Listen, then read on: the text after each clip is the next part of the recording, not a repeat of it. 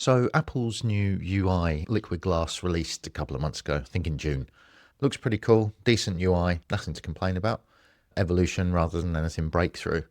It looks pretty cool until you try and use it across the room. I have the latest version of tvOS on my Apple TV, which means it has the Liquid Glass UI. I was sat with my partner, we're trying to watch the telly, we're going through the new shows and trying to figure out what we could watch next. I am navigating through the UI with my remote, highlighting things, saying, we've seen that, I've heard that wasn't very good. And my partner's saying, which one are you on? She couldn't tell which item I'd selected on the UI at all, which isn't great. Now, why is this? Because the only visual change was a increase in size of the actual item that you've selected, which wasn't actually enough to let her know which one was actually selected. I knew because I was in control of the remote.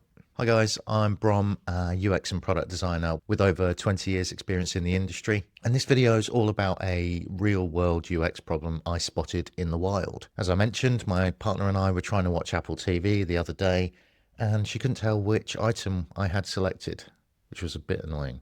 In this video, we're going to look at how I'd fix it using general UX tools. We're going to identify the pain point. We'll put together some prototypes and quick solutions, and then we'll give it back to my partner. We'll test it with a real user. So let's get started. I have to head downstairs to the TV, so let's go.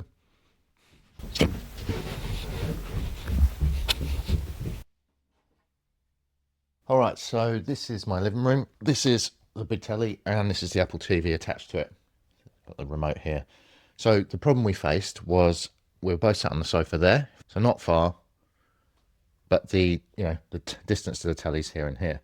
I was navigating through Apple TV items, so I'll point out this one is now active, and scrolling through them saying, yep, we've seen that one, we haven't seen that one, but I've heard it's not great, or etc, etc. My partner couldn't tell which one was active, which meant that she just thought I was talking about random stuff when actually I was trying to help us find something to watch.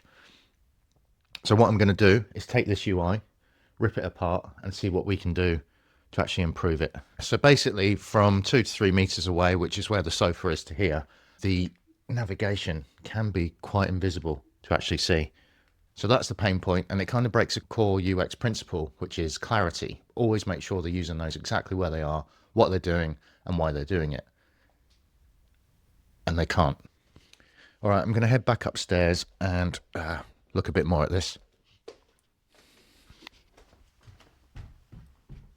So UX starts with the user, not with the UI. And I think that's a fundamental mistake that Apple has made with the new tvOS. I wasn't even looking for this as a problem. It just popped up during a conversation in a casual but pretty revealing moment, to be honest. And this is the stuff that usability tests are made of, digging into platforms, apps and services and finding those problems and then solutionizing around how to fix them. This is real feedback and real frustration, gold dust for designers and product people. So you really should pay attention if someone struggles with your design or your product, because that's where the improvements can be made really quickly as well most of the time. So I've been playing around with some potential solutions in Figma. I'm going to jump into that now and show you what I've been doing.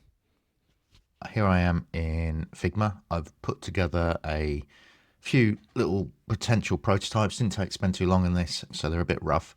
But this is my interpretation of the original. So you've got the top 10 shows here. And as you kind of highlight them, this was the kind of action that you get. You get like a rough outline, slightly brighter, and that's it.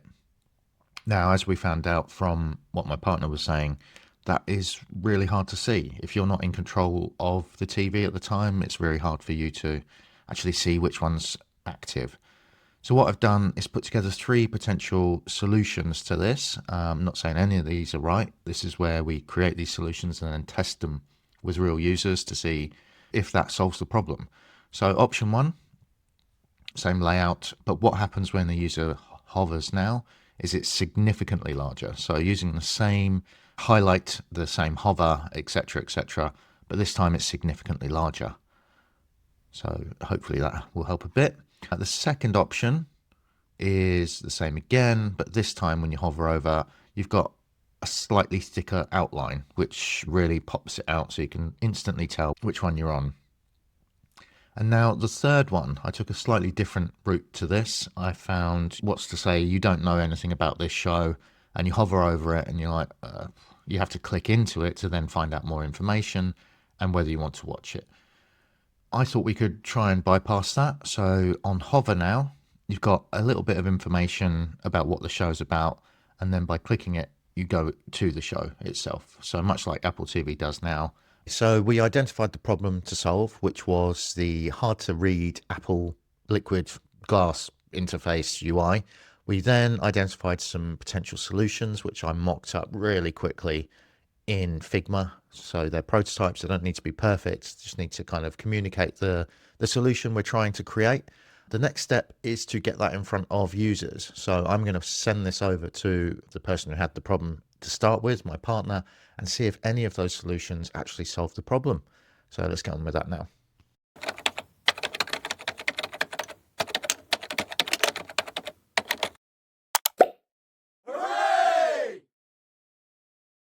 So as you can see by the problem we identified with the Apple TV liquid glass user interface, design isn't always what looks pretty. It's more about communication and how users interact with what it is that you've created. While the new Apple Glass UI might work really well on laptops and mobile phones, it needs to be tested even further for things like Apple TV, where the users will be across the room and less likely to see what's actually going on. And it really highlights that you should start with the problem and not the features. You shouldn't just build a feature because you think a user might want it.